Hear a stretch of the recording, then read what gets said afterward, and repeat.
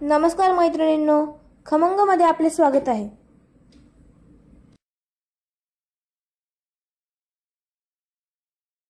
आज आपण बनवणार आहोत महाराष्ट्रीयन स्नॅक्स साबुदाणा वडा। त्यासाठी मी साबुदाणा भिजवून घेतलेला आहे, 3 तास भिजवून घेतलेला आहे। 2 बाउल साबुदाणा आहे, दीड बटाटा, 1 मोठा आणि अर्धा घेतलेला आहे। आणि दही घेणार आहोत आपण थोडंसं, 1-2 चमचे। आणि ओबडधोबड म्हणजे असं जाडसर शेंगदाण्याचा कूट, हिरवी मिरची क्रश करून घेतलेली आहे। चवीनुसार मीठ घेणार आहोत आणि चिमूटभर बेकिंग सोडा घेणार आहोत। आणि तळण्यासाठी तेल घेणार आहोत। आपण स्मॅश करून घेतलेला हा बटाटा आता आपण साबुदाण्यामध्ये मिसळणार आहोत।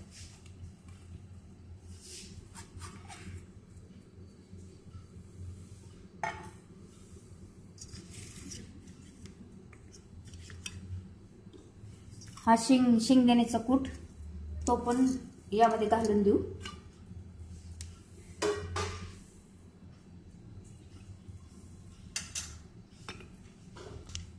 चवीनुसार मीठ घालू।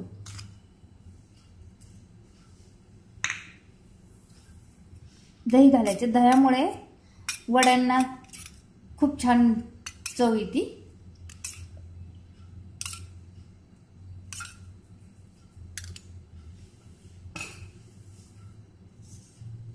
आणि चिमूटभर बेकिंग सोडा।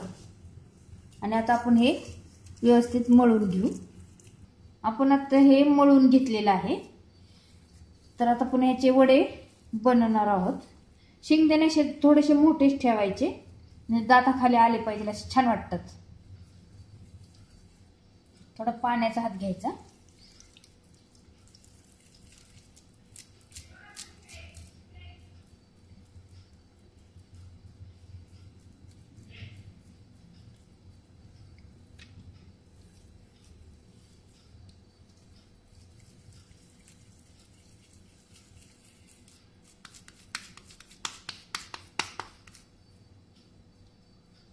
अशा कडा बंद करून घ्यायच्या, म्हणजे साबुदाणा वडा तेलात टाकल्यावर फुटत नाही। मी शेंगदाण्याचं तेल घेतलेलं आहे, उपासाला चालतं म्हणून। तुम्ही तुपात सुद्धा तळू शकता, देशी तुपात, म्हणजे गावरान तुपात वगैरे, गाईच्या किंवा म्हैशीच्या।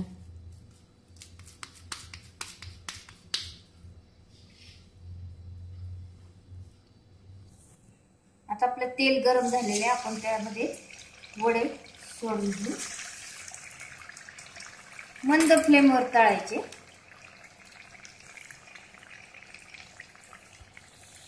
लगेच उलटायचे नाहीत, नाहीतर वडे चिकटतात झारायला।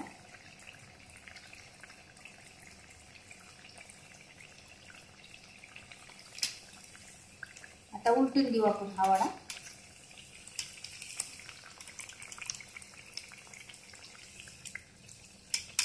मंद फ्लेमवर चांगले तळून घ्यायचे, म्हणजे आतून चांगले स्पंजी होतात वडे। दही असल्यामुळे तर अजून एकदमच स्पंजी होतात। आता आपले वडे हे तळून झालेले आहेत, बघ खूप छान फुगलेले आहेत। आपण काढून घेऊ आणि दुसरे सोडू। आता हे आपले साबुदाणा वडे तयार झालेले आहेत, ते मी दह्याच्या चटणी बरोबर सर्व केलेले आहेत। तुम्ही ही रेसिपी घरी करून पहा आणि मला कमेंट्सद्वारे कळवा, आणि शेअर करा आणि सबस्क्राईब करा। धन्यवाद।